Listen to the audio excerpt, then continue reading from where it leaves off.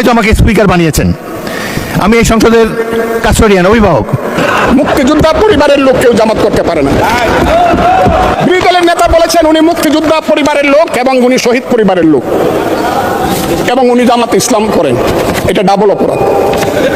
মুক্তিযোদ্ধা পরিবারের লোক কেউ জামাত করতে পারে না। আর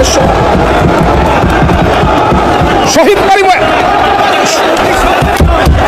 পরিবারের লোক, মাননীয় সদস্যবৃন্দ, ওনাকে বলতে দেন।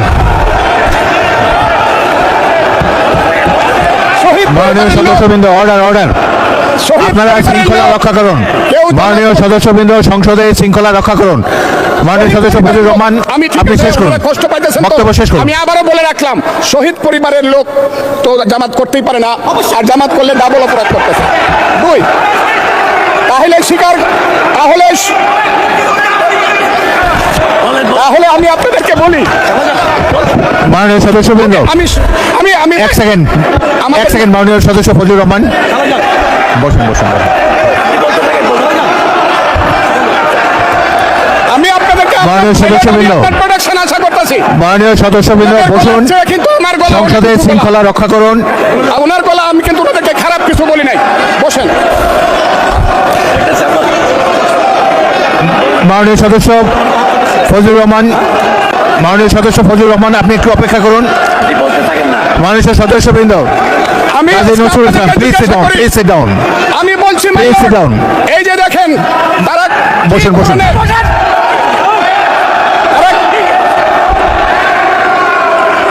তারা কি ধরনের আচরণ করছে। আচ্ছা, আজকে তাদেরকে, মাননীয় সদস্যবৃন্দ, মাননীয় সদস্যবৃন্দ, একটু মনোযোগ দিয়ে আমার কথাটি শোনার চেষ্টা করুন। মাননীয় বিরোধী দলের নেতা, আমি বলি, তারপরে আপনি বলেন।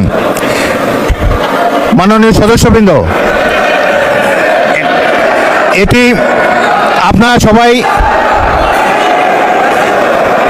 মাননীয় সদস্য ফজলুর রহমান, আপনি বসেন, আপনি বসুন, আপনার সুযোগ দেওয়া হবে বক্তব্য শেষ করার জন্য।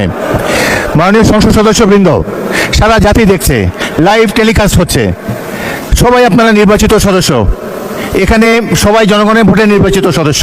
আমি প্রতিদিনই বলি যে রুলস অফ প্রসিডিওর বইটা একটু পড়েন।